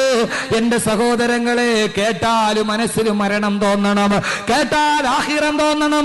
അതുകൊണ്ടാണ് അല്ലാഹു പറഞ്ഞത് എന്തു വായിക്കണം, എങ്ങനെ വായിക്കണം. നിന്നെ സൃഷ്ടിച്ച അല്ലാഹനെ നിനക്ക് ഓർമ്മ വരുന്നുവോ എന്ന് പറഞ്ഞാൽ ഏത് വായിക്കുമ്പോൾ, എന്ത് കേൾക്കുമ്പോ, അത് കേൾക്കുമ്പോൾ നിനക്ക് പടച്ച റബ്ബേ എന്നൊരു വിളി വരുന്നുവോ? പടച്ച റബ്ബേ എന്ന നെഞ്ചിലൊരു പിടുത്തം വരുന്നുവോ? എത്രയോ നാളുകൾ നമ്മുടെ വയലിന്റെ സദസ്സുകളിൽ പോലും വയല് തുടങ്ങുന്നതിന് മുമ്പേ ഇടുന്നത് മരണത്തെ ഓർമ്മിപ്പിക്കുന്ന വാക്കുകളാകുന്നില്ല. ആകണം സഹോദരങ്ങളെ. ഈ അടുത്ത സമയത്ത് കൊല്ലം ഭാഗത്ത് ഞാനൊരു വയലിന് പോകുമ്പോ വാഹനത്തിൽ പോയി ഇറങ്ങുമ്പോൾ കേട്ട പാട്ട് കേട്ടപ്പോ, അതും പാട്ടാണ്, അതും മാപ്പിളപ്പാട്ടാണ്. പക്ഷേ ആ മാപ്പിളപ്പാട്ട് വികൃതമായ മാപ്പിളപ്പാട്ടല്ല. ഞാൻ കെട്ടിയ പെണ്ണിന്റെ ചന്തം പറയുന്ന വാക്കുകളല്ല. അത് വെറുതെ അവരുടെ കോമള ഭംഗി പറയുന്ന വാക്കുകളല്ല. കേട്ടപ്പോൾ വല്ലാതെ തരിച്ചു നിന്നുപോയി. കെട്ടി കെട്ടി കെട്ടി കെട്ടി 3 കെട്ടും മുറുക്കി കെട്ടി, 6 കാല് കട്ടിലില് നിന്നെയും കെട്ടി. കെട്ടി കെട്ടി 3 കെട്ടും മുറുക്കി കെട്ടി, 6 കാല് കട്ടിലില് നിന്നെയും കെട്ടി. ഭാര്യ മക്കളോട് പോലും വിടയും ചൊല്ലി, പള്ളിക്കാട്ടിലേക്കാണു യാത്ര, തിരികെ വരാത്തൊരു യാത്ര, തിരക്കൊന്നുമില്ലാത്ത യാത്ര, പരലോകത്തേക്കുള്ള യാത്ര. കേട്ട സമയത്ത് കാലില് ചൂച്ചുവലം കിട്ടതുപോലെ നിന്നുപോയി. അല്ലാഹുവേ, ഇനിയും ഈ ശരീരത്തിൽ 3 കെട്ട് മുറുകുകയില്ലേ? ഭാര്യ മക്കളോട് വിട പറയുകയില്ലേ? എല്ലാവരും എന്നോട് സലാം പറയുകയില്ലേ? ഫഖൽഫി കരീമാത്തുൻ അലയ്യാ ബവാഖിയാ വഫീഹിന്ന ഉമ്മിയൗ സകീകി വൈതുറതി. അള്ളാഹുവിന്റെ പ്രവാചകൻ പറഞ്ഞതുപോലെ ഭാര്യയും മക്കളും നമ്മുടെ മുമ്പിൽ വിട പറയുമ്പോ ഇത് കേൾക്കുമ്പോൾ അറിയാതെ നമ്മൾ വിളിച്ചു പോകില്ല, പടച്ച റബ്ബേ, അല്ലാഹുവേ, അല്ലാഹുവേ. അതുകൊണ്ട് ഈ മക്കത്തുൽ മുക്കറമ ഇസ്ലാമിക് ലൈബ്രറിയുടെ അതിന്റെ കീഴിൽ നടത്തപ്പെടുന്ന ഈ വായനാ പ്രദർശനത്തിന്റെ നടുവിൽ ഓർമ്മിപ്പിക്കുന്ന ചെറുപ്പക്കാരാ, അള്ളാഹു പറഞ്ഞ ഖുർആൻ പറഞ്ഞതുപോലെ അള്ളാഹിനെ കുറിച്ച് ചിന്തിപ്പിക്കുന്നതേ വായിക്കാൻ പാടുള്ളൂ. ഏത് വായന നീ നടത്തിയാലും അത് അല്ലാഹുവിൽ ചെന്നെത്തുന്ന വായനയായിരിക്കണമെന്ന് അള്ളാന്റെ വിശുദ്ധ ഖുർആൻ, അള്ളാഹുവിന്റെ വിശുദ്ധ ഖുർആൻ, അള്ളാഹുവിന്റെ ഖുർആൻ പറഞ്ഞു. അതുകൊണ്ട് നല്ലത് വായിക്കാൻ നമുക്ക് കഴിയണം. അള്ളാഹു തൗഫീക്ക് നൽകട്ടെ. വായനയുടെ ആദ്യ പാഠങ്ങൾ പഠിപ്പിച്ച ഒരു പട്ടണത്തിന്റെ പേരിലാണ് ഈ ലൈബ്രറി തന്നെ, മക്കത്തുൽ മുക്കറമ. മക്കത്തുൽ മുക്കറമ അള്ളാഹുവിന്റെ പ്രവാചകൻ നബി മുഹമ്മദ് മുസ്തഫ സല്ലല്ലാഹു അലൈഹി വസല്ലം ജനിച്ച വീട് ഇപ്പോഴും ഹറം ഷരീഫിന്റെ ഭാഗത്ത് കാണാം. ആ വീടിന്റെ ഭാഗത്താണ് മക്കത്തുൽ മുക്കറമ എന്ന ലൈബ്രറി സ്ഥാപിതമായിരിക്കും. അള്ളാഹുവിന്റെ പ്രവാചകൻ ജനിച്ച വീട്, ആ വീട് ഇന്നൊരു ലൈബ്രറിയാണ്, അറിവിന്റെ വികസന കേന്ദ്രം. അതിന്റെ നേരെ മറുഭാഗത്താണ് അബൂജഹലിന്റെ വീട്. ആ അബൂജഹലിന്റെ വീട് അവിടുത്തെ ഏറ്റവും വലിയ കക്കൂസാണ്. അബൂജഹലിന്റെ വീട്ടിലാണ് ഹറമിൽ വരുന്ന മുഴുവൻ ആളുകളും മലമൂത്ര വിസർജനം ചെയ്യുന്ന ഏറ്റവും പ്രധാനപ്പെട്ട ടോയ്ലറ്റ് അബൂജഹലിന്റെ വീടിരുന്ന സ്ഥലത്താണ്. മക്കത്തുൽ മുക്കറമ അള്ളാഹുവിന്റെ പ്രവാചകൻ ജനിച്ചു വീണ വീട്. ആ വീട് ലോകത്തിലെ ഇസ്ലാമിനെ കുറിച്ച് അറിയാനുള്ള അറിവിന്റെ പ്രഭവ കേന്ദ്രമായി. ആ മക്കത്തുൽ മുക്കറമ എന്ന ലൈബ്രറിയുടെ പേരാണ് ഇതിന് സ്ഥാപിക്കപ്പെട്ടിരിക്കുന്നത്. അള്ളാഹു സുബ്ഹാനഹു വ തആല അബൂജഹലിന്റെ വീട് പോലെ ലോകത്തിന്റെ ശ്മശാന കേന്ദ്രമാകാതെ അറിവിന്റെ പ്രസരണം നൽകുന്ന ഒരു നല്ല കേന്ദ്രമാക്കി അള്ളാഹു അതിനെ സ്വീകരിക്കുമാറാകട്ടെ. പക്ഷെ അതിൽ ഈ നാട്ടുകാരായ നിങ്ങൾക്ക് കിട്ടിയ വലിയൊരു അവസരമാണ്. ഇവിടെ കുറെ ചെറുപ്പക്കാർ അതിനുവേണ്ടി മുന്നോട്ട് വരുമ്പോൾ നമ്മൾ അവരെ പ്രോത്സാഹിപ്പിക്കണ്ടേ? ഇരുട്ടിനെ ശപിക്കുന്നതിലല്ല, ആ ഇരുട്ടത്ത് ഒരു മെഴുകുതിരി കത്തിച്ചു വെക്കലാണ് നമ്മുടെ ദൗത്യം. പെട്ടെന്ന് ഇവിടെ കരണ്ട് പോയി, എന്തോ ഒരു ഇരുട്ടെന്നും പറഞ്ഞ് എല്ലാവരും ഇരുന്ന ആ കൂരിരുട്ടിന്റെ നടുവിൽ ഒരു മെഴുകുതിരി കത്തിച്ചു വെക്കലാണ് നമ്മുടെ ദൗത്യം. ആ മെഴുകുതിരി കത്തിക്കാൻ നമ്മൾ ശ്രദ്ധിക്കണം. പക്ഷെ കത്തിക്കുന്നവന്റെ ഊതിക്കെടുത്തുന്ന ആളുകളായി നമ്മൾ മാറരുത്. കാരണം പ്രകാശത്തെ ഊതിക്കെടുത്തുന്നവനെ അള്ളാഹു ഇഷ്ടപ്പെടുകയില്ല. പ്രകാശത്തെ ഊതിക്കെടുത്തുന്നവനെ അള്ളാഹു ഇഷ്ടപ്പെടുകയില്ല. കാരണം മക്ക മുക്കറമയുടെ പേരെന്താ? പ്രകാശത്തിന്റെ പട്ടണമാണ്. ആ മക്കയിൽ ഒരു പർവ്വതമുണ്ട്. ആ പർവ്വതത്തിന്റെ പേര് ജബലുൻ നൂർ, പ്രകാശത്തിന്റെ പർവ്വതം. അള്ളാഹുവിന്റെ ഖുർആനിനെ കുറിച്ച് അള്ളാഹു പറഞ്ഞത് പ്രകാശം, ഖദ് ജാഅക്കും മിനല്ലാഹി നൂറുൻ, ഇതാ അള്ളാഹുവിൽ നിന്ന് നിങ്ങൾക്കൊരു പ്രകാശം. ഖുർആന്റെ പേരും നൂറെന്നാണ്. ഖുർആൻ ഇറങ്ങിയ പർവ്വതത്തിന്റെ പേരും നൂറെന്നാണ്. അള്ളാഹുവിന്റെ പേര്, അള്ളാഹുവിന്റെ അസ്മാവും. അള്ളാഹുവിനെ കുറിച്ച് അള്ളാഹ് പറഞ്ഞത് എന്താ?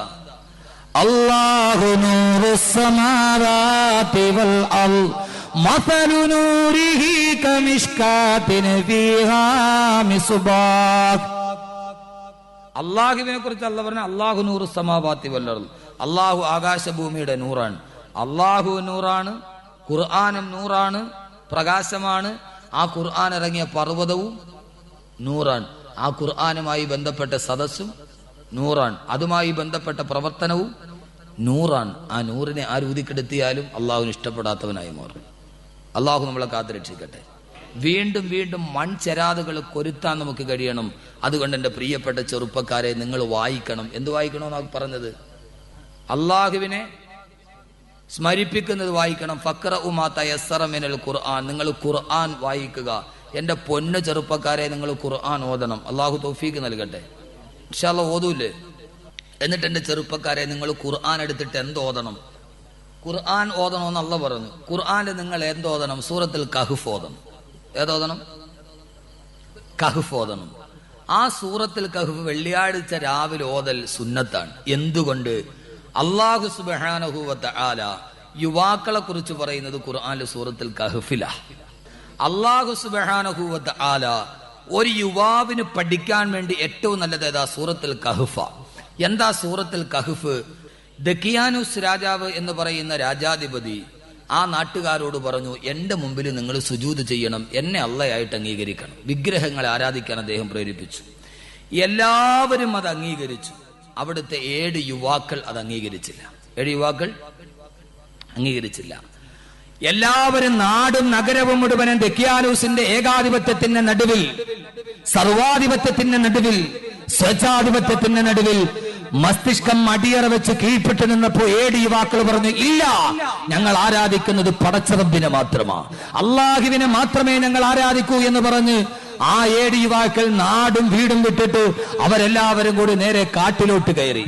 അവർ ഏകാന്തവാസം നയിക്കുമ്പോ അള്ളാഹുവിന്റെ തൃപ്തി മാത്രം ആഗ്രഹിച്ചുകൊണ്ട് കടന്നുപോയ ഖുർആൻ വായിക്കണമെന്ന് അള്ളാഹു പറഞ്ഞത് എന്താ? അള്ളാഹുവിനെ പരിചയപ്പെടുത്താൻ കഴിയുന്ന ഖുർആന്റെ ഏറ്റവും വലിയ സൂറത്ത് യുവാക്കളെ സൂറത്തിൽ കഹ്ഫ നിങ്ങൾക്ക് വേണ്ടി. ആ യുവാക്കൾ എന്ത് ചെയ്തു? അള്ളാഹുവിന് വേണ്ടി നാടും വീടും വിട്ടിട്ട് നാടുവേട്ടിച്ച യുവാക്കൾ, 7ഓളം യുവാക്കൾ കൊടുങ്കാട്ടിലേക്ക് നടന്നു പോവുകയാണ്. ഹിംസ്രജന്തുക്കൾ തിങ്ങിപ്പാർക്കുന്ന, കാട്ടാനകളെ ചിഹ്നം വിളിക്കുന്ന കൊടും കാട്ടിലേക്ക് നടന്നു പോവുകയാണ് ഈ യുവാക്കൾ. അവർ യാത്രാക്ഷീണം കാരണത്താൽ ഒരു ഗുഹയിലെത്തി. ആ ഗുഹയിൽ അവർ ചാരിക്കടന്ന് യാത്രാക്ഷീണം കാരണത്താൽ, വിശപ്പ് കാരണത്താൽ അവർ ഉറങ്ങിപ്പോയി. എന്റെ പ്രിയപ്പെട്ട മുസ്ലിം ചെറുപ്പക്കാരാ, ഈ ആകാശത്ത് കാണുന്ന സൂര്യഗോളമുണ്ടല്ലോ, ഈ ഭൂമിയിൽ നിന്ന് 14,95,97,906 കിലോമീറ്റർ മുകളിൽ നിൽക്കുന്ന 1.5 കോടി ഡിഗ്രി സെന്റിഗ്രേഡിൽ കത്തിജ്വലിച്ചു കൊണ്ട് നിൽക്കുന്ന, 1 സെക്കൻഡ് കൊണ്ട് 1.5 ലക്ഷം ടൺ ഹൈഡ്രജൻ ഹീലിയമാക്കി മാറ്റുന്ന ഈ ഭൂമിയേക്കാൾ 33,000 ഇരട്ടി പിണ്ടവലിപ്പമുള്ള സൂര്യഗോളമുണ്ടല്ലോ. ആ സൂര്യഗോളം ഈ പ്രപഞ്ചം തുടങ്ങിയ അന്നു മുതൽ ഇതേവരെ കിഴക്ക് നിന്നുദിക്കും, പടിഞ്ഞാറ് പോയി അസ്തമിക്കും. ഇതേവരെ സൂര്യന്റെ ഭ്രമണപഥത്തിനൊരു മാറ്റമുണ്ടായിട്ടില്ല. കാരണം സൂര്യന് ഭ്രമണപഥം നിശ്ചയിച്ചു കൊടുത്തത് അതിന്റെ സിട്ടാവായ അള്ളാഹുവാണ്. വശംസു തജ്രീ ലിമുസ്തഖറിൻ ലഹാ ദാലിക തഖ്ദീറുൽ അസീസുൽ അലീം. ഈ സൂര്യൻ അതിന്റെ നിർണിതമായ പാതയിലൂടെ സഞ്ചരിച്ചു കൊണ്ടിരിക്കുകയാണ്. എന്റെ ശബ്ദം കേൾക്കാൻ ഇവിടെ എത്തിയ എന്റെ പ്രിയപ്പെട്ട യുവാക്കളോട്, മക്കത്തുൽ മുക്കറമ ഇസ്ലാമിക് ലൈബ്രറിയുടെ പ്രവർത്തനവുമായിട്ട് മുന്നോട്ട് പോകുമ്പോ സൂറത്തുൽ കഹ്ഫ് നിങ്ങൾക്ക് വഴി കാണിക്കുകയാണ്. അള്ളാഹുവിന്റെ ഖുർആൻ കഴിയുന്നിടത്തോളം ഓതാൻ പറയുമ്പോൾ ഇതെങ്കിലും ഒന്ന് മനസ്സിലാക്കണ്ടേ. ഇതേവരെ സൂര്യന്റെ ഭ്രമണപഥത്തിനൊരു മാറ്റമുണ്ടായിട്ടില്ല. പക്ഷേ എന്റെ പ്രിയപ്പെട്ട ചെറുപ്പക്കാരാ, ആകാശത്ത് ഇപ്പോഴും കത്തിജ്വലിച്ചു നിൽക്കുന്ന ഈ ഭൂമിയേക്കാൾ 33,000 ഇരട്ടി പിണ്ടവെളുപ്പമുള്ള സൂര്യന്റെ ഭ്രമണപഥത്തിന് ചരിത്രത്തിൽ ഒരു പ്രാവശ്യമേ മാറ്റമുണ്ടായിട്ടുള്ളൂ. ആ മാറ്റമുണ്ടാകാനുള്ള കാരണമാരെന്നറിയുമോ? ഈ 7 യുവാക്കളാണ്. അള്ളാഹുവിന്റെ പൊരുത്തത്തിന് വേണ്ടി നാടും വീടും വിട്ട് കൊടുങ്കാട്ടിന്റെ നടുവിലൂടെ സമൂഹം മുഴുവനും ദുശ്ചിന്തകളിലൂടെ നടന്നു പോകുമ്പോ പാതിരാ സമയത്ത് കൊടുങ്കാട്ടിൽ പോയി അഭയം തേടി യുവാക്കൾ ഗുഹയിൽ തളർന്നുറങ്ങുകയാ. റബ്ബിന് വേണ്ടി സർവ്വതും വിട്ടവരല്ലേ, അള്ളാഹ്ക്ക് വേണ്ടി സർവ്വതും തിരിച്ചവരല്ലേ. എല്ലാവരും തെറ്റിലൂടെ നടന്നപ്പോ അതിൽ നിന്ന് മാറി നടന്ന യുവാക്കളുടെ സമൂഹമല്ലേ അവരവിടെ കിടന്നുറങ്ങിയപ്പോൾ അള്ളാഹു സൂര്യനോട് പറഞ്ഞു, രാവിലെ സൂര്യൻ കിഴക്കൻ ചക്രവാളത്തിൽ ഉദിക്കുകയാണ്. അല്ല പറഞ്ഞു, സൂര്യഗോളമേ മാറി സഞ്ചരിക്കുക, സൂര്യഗോളമേ മാറി സഞ്ചരിക്കുക. എനിക്കിഷ്ടപ്പെട്ട എന്റെ യുവാക്കൾ ഗുഹയിൽ കിടന്നുറങ്ങുന്നത് കണ്ടോ? നിന്റെ സൂര്യപ്രകാശമേറ്റാൽ അവരുടെ ഉറക്കം നഷ്ടപ്പെട്ടു പോകും, അവരുടെ ഉറക്കത്തിന് ഭംഗമുണ്ടാകും. അതുകൊണ്ട് സൂര്യഗോളമേ മാറി സഞ്ചരിക്കുക. ഇത് ഞാൻ പറഞ്ഞതല്ല, അള്ളാന്റെ ഖുർആൻ തന്നെ പറഞ്ഞതാ. വതറശംസ ഇദാ തലതസാവറു അൻ കഹ്ഫിഹിം ദാതൽ യമീനി വഇദാ ഗറബത കിരിലുഹും ദാത ശിമാൽ. ഏ സൂര്യ, ഇടത്തോട്ടും വലത്തോട്ടും ഒരൽപ്പം മാറണേ. എന്റെ പൊന്നു ചെറുപ്പക്കാരാ, നിങ്ങൾക്ക് ഊർജം പകരട്ടെ ഈ വാക്കുകൾ. ആരാ നിങ്ങള്? നിങ്ങളെന്ന് പറഞ്ഞാൽ വെറും ചണ്ടികളായി മാറാനുള്ളവരല്ല. അള്ളാന്റെ ഖുർആൻ പറഞ്ഞു, നിങ്ങൾ പഠിക്ക്, ഖുർആൻ പഠിക്ക്. ആ ഖുർആന്റെ പ്രചാരകരാക്, ആ ഖുർആന്റെ വായനക്കാരാക്. അല്ല പറയുന്നു, എനിക്ക് വേണ്ടി നാടും വീടും ധരിച്ച, മർദ്ദന താടന പീഡന മുറകൾ അനുഭവിച്ച 7 യുവാക്കൾ ഗുഹയിൽ കിടന്നുറങ്ങുന്നത് കണ്ടോ? അവർക്ക് വേണ്ടി സൂര്യ നീ മാറി നിൽക്കണേ, സൂര്യഗോളമേ. അള്ളാഹു പറഞ്ഞപ്പോൾ സൂര്യൻ ഇടത്തോട്ട് മാറിയൊടുങ്ങി. എന്റെ പൊന്നു ചെറുപ്പക്കാരാ, നീ ആരെന്നറിയുമോ? ഈ ഭൂമിയിൽ കിടന്നുറങ്ങുമ്പോ ആകാശത്ത് സഞ്ചരിക്കുന്ന സൂര്യന്റെ ഭ്രമണപഥത്തെ പോലും നീ മാറ്റിയവരാ. നിങ്ങൾ വെറുതെ ഇങ്ങനെ ചണ്ടികളായിട്ട് നടക്കാനുള്ളവരല്ല. നിങ്ങളിൽ നിങ്ങൾ അറിയാത്ത ശക്തികൾ നിർലീനമായി കിടപ്പൂ നീ നിഗൂഢമായി. നിങ്ങളിൽ നിങ്ങൾ അറിയാത്ത ശക്തികൾ നിർലീനമായി കിടപ്പൂ നിഗൂഢമായി. ഇല്ല തിരിച്ചിനി കിട്ടില്ലൊരിക്കലും മുല്ലതൻ പൂ പോൽ ചിരിക്കും ഈ യൗവനം. ഇല്ല തിരിച്ചിനി കിട്ടില്ലൊരിക്കലും മുല്ലതൻ പൂ പോൽ ചിരിക്കും ഈ യൗവനം. മുറ്റും കരുത്തുറ്റൊരേതു വിഘ്നങ്ങളും തട്ടിത്തകർത്തിടാൻ പോന്നൊരീ യൗവനം. ഈ യൗവനം ഇനി തിരിച്ചു കിട്ടുകയില്ല. നിങ്ങൾ ആരെന്നറിയുമോ? നിങ്ങൾ ആകാശത്ത് നിന്ന് സൂര്യന്റെ ഭ്രമണപഥം മാറ്റിയവരാണ്. നിങ്ങളുടെ നേതാവായ രബീഉ ഇബ്നു ആമിറാണ്. റുസ്തമിന്റെ കൊട്ടാരത്തിലേക്ക് ധീരതയോടെ കടന്നു ചെന്നിട്ട് റുസ്തം എന്ന് പറയുന്ന പേർഷ്യൻ ചക്രവർത്തിയുടെ നേരെ കൈ ചൂണ്ടിയിട്ട് അനതുറുക്കു സുന്നത നബീന മുഹമ്മദിൻ സല്ലല്ലാഹു അലൈഹി വസല്ലം ബിഹൗലായിൽ ഹുംകാ. ഈ പമ്പര വിഡ്ഢികൾക്ക് വേണ്ടി റുസ്തം രാജാവിന്റെ മുമ്പിൽ ഇരുന്നു കൊണ്ട് ഭക്ഷണം കഴിക്കുമ്പോ ആ സമയത്ത് താഴെ വീണ ഭക്ഷണം ഇടത്തെ കൈകൾ കൊണ്ടെടുത്തിട്ട് വലത്തെ കൈകൾ കൊണ്ട് കഴുകി തിന്നപ്പോ എടാ രാജാവിന്റെ മുമ്പിൽ ദാരിദ്ര്യം കാണിക്കുന്നു എന്ന് ബലിയാക്കുമ്പോ ആ സമയത്ത് റുസ്തമിന്റെ നേരെ കൈ ചൂണ്ടിയിട്ട് അനതുറുക്കു സുന്നത നബീന മുഹമ്മദിൻ സല്ലല്ലാഹു അലൈഹി വസല്ലം ബിഹൗലായിൽ ഹുംകാ.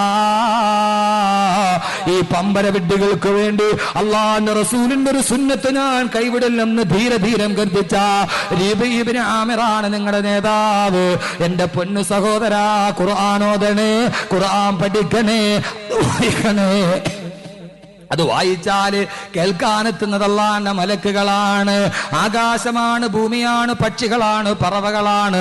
മാത്രമോ നിങ്ങളുടെ നേതാവായ ഖുബൈബ് ഇബ്നു അദി റളിയല്ലാഹു അൻഹു, ആ ഖുബൈബ് റളിയല്ലാഹു തആല അൻഹു തൂക്കുമരത്തിൽ കിടന്നാടിയപ്പോഴല്ലേ അല്ലാഹുവിന്റെ ഖുർആന്റെ ആയത്തിറങ്ങിയത്. ബഹുമാനപ്പെട്ട ഖുബൈബ് ഇബ്നു അദി റളിയല്ലാഹു അൻഹു തൂക്കുമരത്തിൽ കിടന്നാടുമ്പോ അല്ലാഹുവിന്റെ വിശുദ്ധമായ ഖുർആന്റെ ആയത്തിറങ്ങിയില്ലേ. യാ നഫ്സുൽ മുത്മഇന്ന ഇർജിഇ ഇലാ റബ്ബിക റാളിയതൻ മർദിയാ. എന്റെ പ്രിയപ്പെട്ട സഹോദരങ്ങളെ, ഇവിടെ ഇന്നത്തെ യോഗത്തിന്റെ ഉദ്ഘാടനം നടക്കുമ്പോ എത്രയോ സ്വാഗത പ്രഭാഷകരാണ്, എത്രയോ ആളുകൾ സ്വാഗതം പറഞ്ഞിട്ടുണ്ട്, അവരുടെ പേരുകൾ നോട്ടീസിൽ രേഖപ്പെടുത്തിയിട്ടുണ്ട്. ഏത് യോഗം നടന്നാലും എത്രയോ സ്വാഗത പ്രഭാഷകർ. പക്ഷേ പൊന്നുമോനെ, മരിക്കാൻ കിടക്കുമ്പോ, റൂഹ് വിട പറയാൻ പോകുമ്പോ അല്ലാഹുവിന്റെ ഖുർആൻ സ്വാഗതം പറഞ്ഞ ചെറുപ്പക്കാരനെ നീ കണ്ടിട്ടുണ്ടോ? ആരാണ് സ്വാഗതം പറഞ്ഞത്? പഞ്ചായത്ത് പ്രസിഡന്റ് അല്ല, ഈ ഭൂമിയിലെ ആരുമല്ല. അല്ലാഹുവിന്റെ ഖുർആൻ സ്വാഗതം പറഞ്ഞ കരുമരത്തിൽ കിടന്ന് തൂങ്ങിയാടുമ്പോ ആ സമയത്ത് അല്ലാഹുവിന്റെ ഖുർആൻ സ്വാഗതം പറഞ്ഞ ഒരേ ഒരാൾ ബഹുമാനപ്പെട്ട ഖുബൈബ് ഇബ്നു അദി റളിയല്ലാഹു അൻഹു.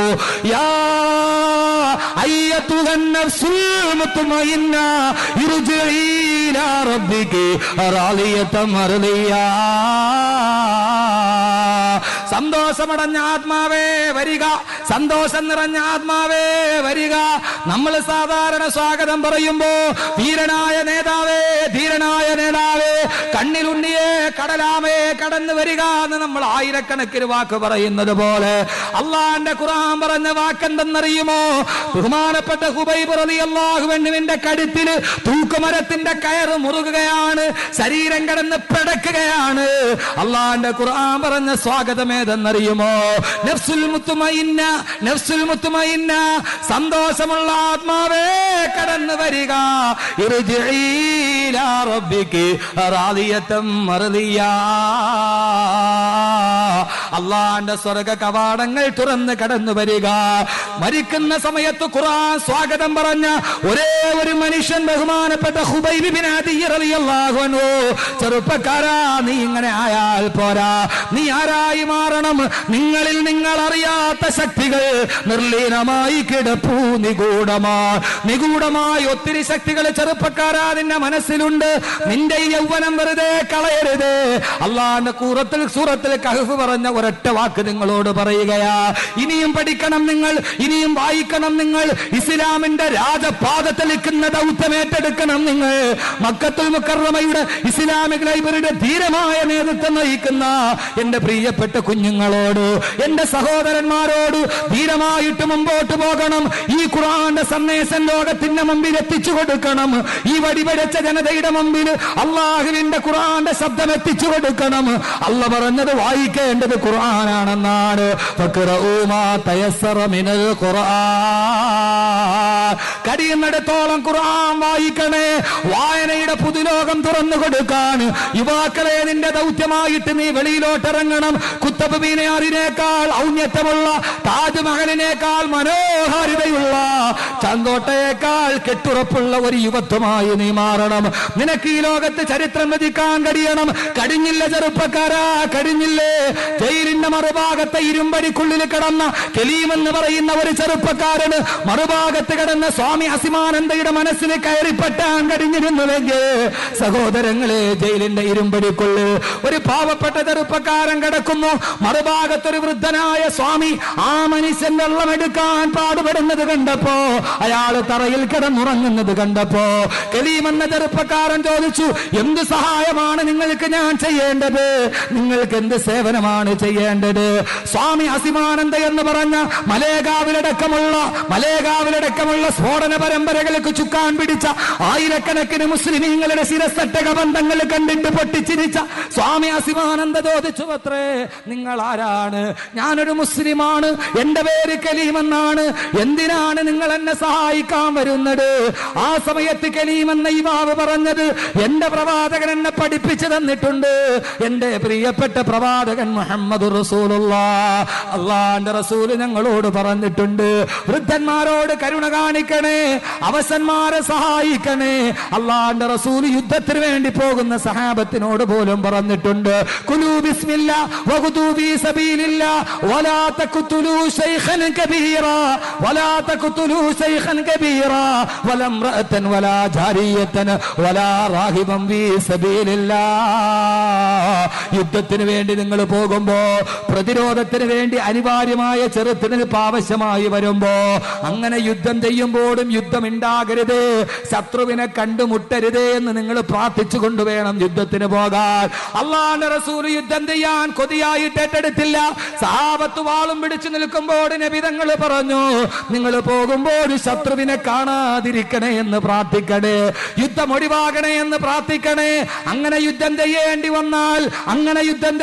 വന്നാൽ വലാ തഖ്തുലൂ ശൈഖൻ കബീറാ, വൃദ്ധന്മാരെ കൊല്ലരുതേ, സ്ത്രീകളെ കൊല്ലരുതേ, അബലകളെ മർദ്ദിക്കരുത് എന്ന് പ്രവാചകൻ ഞങ്ങളോട് പറഞ്ഞിട്ടുണ്ട്. പാവപ്പെട്ട വൃദ്ധന്മാരോട് കരുണ കാണിക്കണം. അതുകൊണ്ട് നിങ്ങൾക്ക് ഞാൻ വെള്ളമെടുത്തു തരാം, നിങ്ങളുടെ മുറി ഞാൻ വൃത്തിയാക്കി തരാമെന്ന് പറഞ്ഞ് കലീം എന്ന ചെറുപ്പക്കാരൻ കടന്നു വരുമ്പോ സ്വാമി അസിമാനന്ദ ചോദിച്ചു, പത്ര ചെറുപ്പക്കാരാ, ഇത്രയും കരുണയുള്ള നീ, ഇത്രയും കാരുണ്യമുള്ള നീ എന്ത് ചെയ്തിട്ടാണ് നിന്നെ ജയിലിൽ അടക്കപ്പെട്ടത്? ആരെയാണ് നീ കൊന്നത്? ഏത് കൊലപാതകത്തിനാണ് നീ കൂട്ടാളിയായത്? ഇത്ര കരുണ കാണിക്കുന്ന എന്നോട് പോലും കരുണ കാണിക്കുന്ന നിനക്ക് എങ്ങനെയാണ് ഒരു കുറ്റകൃത്യം ചെയ്യാൻ കഴിഞ്ഞത്? കലീം പൊട്ടിക്കരഞ്ഞുകൊണ്ട് പറഞ്ഞു, ഇല്ല, ഞാൻ കൊന്നിട്ടില്ല, ഇല്ല, ഞാൻ വധിച്ചിട്ടില്ല, ഒരാളെ പോലും ഞാൻ നുള്ളി നോവിച്ചിട്ടില്ല, ഒരു ഉറുമ്പിനെ പോലും ഞാൻ നോവിച്ചിട്ടില്ല.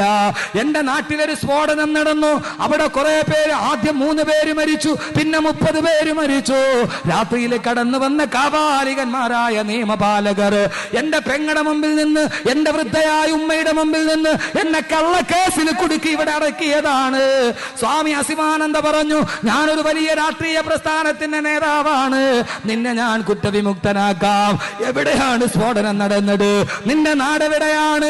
കലീം പറഞ്ഞു, എന്റെ നാടും മലേഗാവിലാണെന്ന് പറഞ്ഞപ്പോ നിടുങ്ങിപ്പോയ സ്വാമി അസിമാനന്ദ പൊട്ടിക്കരഞ്ഞുകൊണ്ട് പറഞ്ഞു, കലീമെ, ആ സ്ഫോടനം നടത്തിയത് ഞാനാണെന്ന്. ഞാനാണ് താൻ ചെയ്ത ഒരു പാതകത്തിന് ഒരു നിരപരാധി നീണ്ട വർഷങ്ങളോളം കരിങ്കൽ ഭിത്തികളുടെ തുറുങ്കിന്റെ ഉള്ളില് അടക്കപ്പെടുമെന്ന് തോന്നിയപ്പോ സ്വാമി അസിമാനന്ദയുടെ കുറ്റസമ്മതം വന്നത് അവിടെയാണ്. എന്റെ പ്രിയപ്പെട്ട മുസ്ലിം ചെറുപ്പക്കാരാ, അല്ലാഹുവിന്റെ റസൂലിന്റെ സുന്നത്തുള്ള ഒരു മുസ്ലിമായി നീ മാറിയപ്പോ, ഖുർആൻ പഠിക്കുന്ന ഒരു മുസ്ലിമായി മാറിയപ്പോ, എതിരാളിയുടെ മനസ്സിനെ പോലെ സ്നേഹം കൊണ്ട് കീഴടക്കാമെന്ന് ലോകത്തെ പഠിപ്പിക്കാൻ നിനക്ക് കഴിഞ്ഞപ്പോ, ലോകത്തിനെ പഠിപ്പിക്കാൻ നിനക്ക് കഴിഞ്ഞപ്പോ, ഇസ്ലാമിന്റെ ചരിത്രം പഠിക്കാൻ നീ തയ്യാറാകണം. അല്ലാഹുവിന്റെ പ്രവാചകനെ പഠിക്കണം, പ്രവാചകന്റെ ജീവിതം പഠിക്കണം, ഖുർആന്റെ അധ്യാപനങ്ങൾ പഠിക്കണം. അതിന് മക്കത്തുൽ മുക്കറമായ ഇസ്ലാമിക് ലൈബ്രറിയിലോട്ട് കടന്നു വരണം. അറിവിന്റെ വാതായനങ്ങൾ തുറക്കണം. വായനയുടെ ലോകം തുറക്കണം. ആ ലോകത്തിലൂടെ നീ നന്മയുടെ അറിവുകൾ കണ്ടെത്തണം. അതുകൊണ്ട് എന്റെ ചെറുപ്പക്കാരാ, നീ നിസ്സാരക്കാരനല്ല.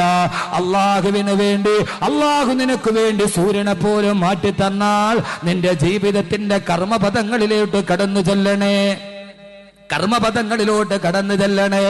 അള്ളാഹുവിന്റെ പ്രവാചകന്റെ കാരുണ്യത്തിന്റെ കാണാപാഠങ്ങൾ, കാലഘട്ടത്തിന്റെ കാലച്ചകൾ കാലേ കൂട്ടി കണ്ടറിഞ്ഞ് കാരുണ്യമാണ് കരണീയമെന്ന് കാലിശലോകത്തിന്റെ കാപാലികരുടെ കാതിൽ പറഞ്ഞ, കാലം കാത്തിരുന്ന ക്രാന്ത ദാർശനികനായ കാര്യദർശി ആദരവായ പ്രവാചകൻ നബി മുഹമ്മദ് മുസ്തഫ.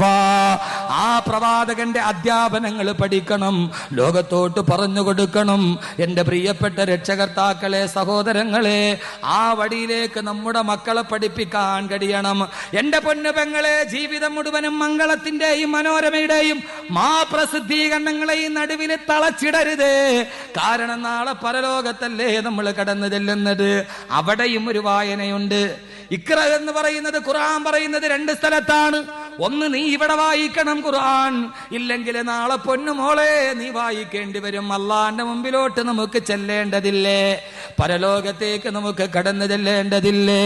സുഹൃത്തുക്കളെ, പതയ്ക്കുന്നതാണ് മൂള, അമലൊന്നുമില്ലാതങ്ങ് ചെന്നാൽ കോള. ഒരു ചാൾ മുകളിൽ സൂര്യൻ ഉദിച്ചു നിൽക്കുമ്പോ, താട ചെമ്പിന്റെ തറയിൽ നിൽക്കുമ്പോ, അള്ളാഹുവിന്റെ മലക്കുകൾ നന്മ തിന്മകളിലെ കിതാബ് നമ്മുടെ കയ്യിലോട്ട് തരും. എന്നിട്ട് പറയും, ഇഖ്റ കിതാബക്, വായിക്കടാ നിന്റെ കിതാബ്. രണ്ടാമത്തെ വായന പരലോകത്താണ്. ഇവിടെ നീ നല്ലത് വായിച്ചില്ലെങ്കിൽ അള്ളാഹു നാളെ നിന്നെ നന്മയും തിന്മയും രേഖപ്പെടുത്തുന്നുണ്ട്. ആ കിതാബ് നിന്റെ കയ്യിലേക്ക് തരും. എന്നിട്ട് അള്ളാഹുവിന്റെ മലക്കുകൾ പറയുന്നതായി ഖുർആൻ പറയുന്നു, ഇഖ്റ കിതാബക്, വായിക്കടാ നിന്റെ കിതാബ്. കഫാ ബിനഫ്സിക്കൽ യൗമ അലൈക ഹസീബാ, ഇന്ന് നിന്നെ നരകത്തിൽ വിടാൻ ഈ ഒരൊറ്റ വായ